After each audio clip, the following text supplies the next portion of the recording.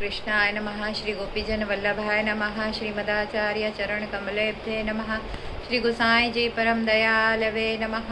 श्री गुरुवे नमः। अपने माथे बिराजता सेव्य स्वरूपाय नमः। सर्व वैष्णवने जय श्री कृष्ण। આપણે શ્રીમદ ગોકુળનો ઉલ્લેખ ગત વિડીયોમાં કરેલો હતો. તો વ્રજભૂમિમાં જે 4 વૃંદાવન કહેવામાં આવે છે, એટલે એક ચંદ્ર સરોવરનો જે પરિસર છે એ, પછી નંદગામ, કામવન અને વૃંદાવન, આવી રીતના આ 4 વૃંદાવન. એવી જ રીતના 4 ગોકુળનો પણ ઉલ્લેખ આવે છે. તો જે પહેલું શ્રીમદ ગોકુળ, બીજું ગોકુળ મહાવન, ત્રીજું ગોકુળ ગોવર્ધનની આજુબાજુમાં જે ગ્વાલ પોખરા છે એના પાસેનો પરિસર બધો, અને ચોથું ગોકુળ એટલે નંદગામ. એટલે આ 4 સ્થળો પર નંદરાયજીએ વાસ કર્યો હતો, એટલે વસ્યા હતો, ઘણો લાંબો સમય સુધી વસવાટ કરેલો હતો. એટલા માટે આવી રીતના આ 4 ગોકુળનો ઉલ્લેખ કરવામાં આવે છે. અને હાલનું જે ગોકુળ છે એ વ્રજના જે 12 વન છે એમાંથી મહાવનનો જે બધો વિસ્તાર આવેલો છે એ વિસ્તારને આપણે ગોકુળ તરીકે કહેવામાં આવે છે. એટલે મહાવનને સંસ્કૃતમાં બૃહદવન આવો શબ્દ છે, અને 24 ઉપવનો પૈકી ગોકુળ એક છે. એટલે 12 વન અને 12 ઉપવન, એવી રીતે આ ઉપવનમાંથી આ ગોકુળ પણ એક છે. અને પુષ્ટિ પુરુષોત્તમનો પ્રાદુર્ભાવ જ્યારે થયો હતો ત્યારે આ ગોકુળ પુષ્ટિ માર્ગનું મુખ્ય સ્થાન બનેલું છે. શ્રી કૃષ્ણ ભગવાને બાળપણ આ સ્થાન પર જ વિતાવ્યું હતું, એટલે એમની જે કંઈક બધી બાલલીલાઓ છે એ એના આજુબાજુમાં જ બધી થયેલી છે. એટલે પ્રભુના બાલલીલાના અનેક સંસ્મરણો આ સ્થાન સાથે જોડાયેલા છે. અને વ્રજવાસીઓના મુખેથી તો આપણે આ ઘણી બધી અલગ અલગ જાતની લીલાઓ ખૂબ સાંભળવા મળે છે.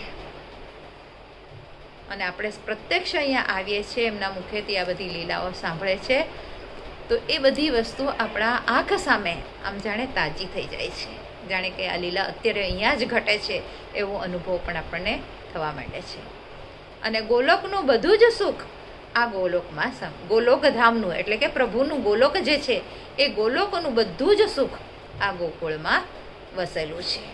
એટલે ગો એટલે ગાય, અને કુળ એટલે સમૂહ, એટલે સમૂહમાં રહેવાનું સ્થાન એ ગોકુળ. એવી રીતનો પણ એક અર્થ આ ગોકુળ શબ્દોનો થાય છે. અને શ્રીમદ ગોકુળ આ જે છે એ ભૂતલ પરનું ગોલોકધામ જ છે, કેમ કે સ્વયં પ્રભુ ત્યાં બિરાજેલા છે. અનેક પુરાણોમાં આ ગોકુળનું ખૂબ મહાત્મ્ય બતાવવામાં આવેલું છે. અને શ્રી ગુસાઈજીએ પણ ગોકુળનું પોતાનું નિવાસ સ્થાન બનાવ્યું હતું. એટલે ગુસાઈજી પણ અહીંયા વસવાટ કર્યો હતો. એટલે રોજ ગોકુળમાં રહે, પોતાનું સેવ્ય સ્વરૂપ નવનીત પિયાજીની સેવામાં પહોંચે, ત્યાંથી જતીપુરા જાય, એટલે ગોવર્ધનની ઉપર શ્રીનાથજીની સેવામાં પહોંચે.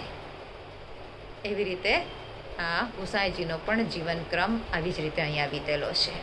અને તેથી અહીંયા 7 બાળકોના ઘર અને તેમના સેવ્ય સ્વરૂપોના મંદિર પણ આપણને જોવા મળેલા છે.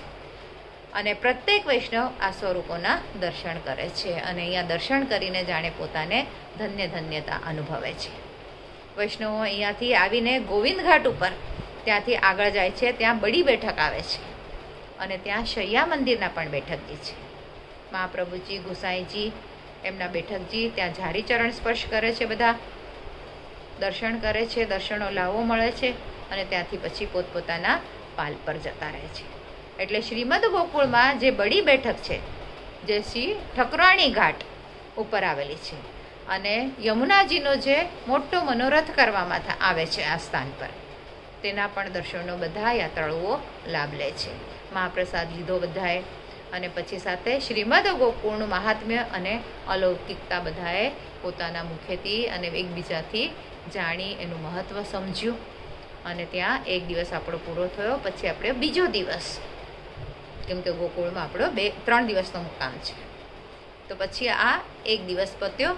બીજા દિવસે શું થયું, તો ગોકુળના ઠકુરાણી ઘાટ પાસે આચાર્ય ચરણ મહાપ્રભુજીને યમુનાજીના સાક્ષાત દર્શન થયા હતા.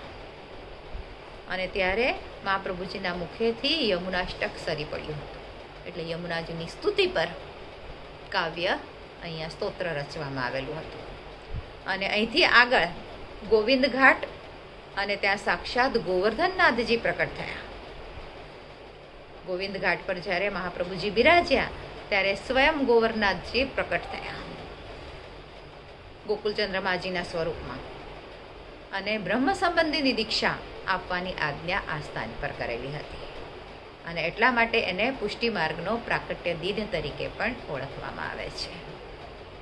હવે ગત વિડીયોમાં કહ્યું હતું કે આપણા ઓછા દિવસો રહેલા છે, યાત્રા પૂરી થશે, પણ આપણી આ સત્સંગરૂપી સરિતા માત્ર અખંડ ચાલતી રહેશે પ્રભુ કૃપાથી.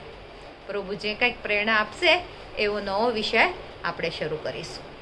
ષોડશ ગ્રંથનો આછેરો પરિચય મેળવવાની કોશિશ કરીએ એવો અત્યારે મનોરથ છે, પણ જોઈએ પ્રભુ જે કાંઈ પ્રેરણા કરશે એ નવો વિષય આપણે આના પછી શરૂ કરીશું. હજી 3-4 એપિસોડ્સ થશે આપણા, અને ત્યાર પછી નવો વિષય આપણે શરૂ કરીશું. આજ માટે આટલું જ. આજના મારા વચનોને પ્રભુ ચરણોમાં સમર્પિત કરું છું. કૃષ્ણાર્પણમસ્તુ.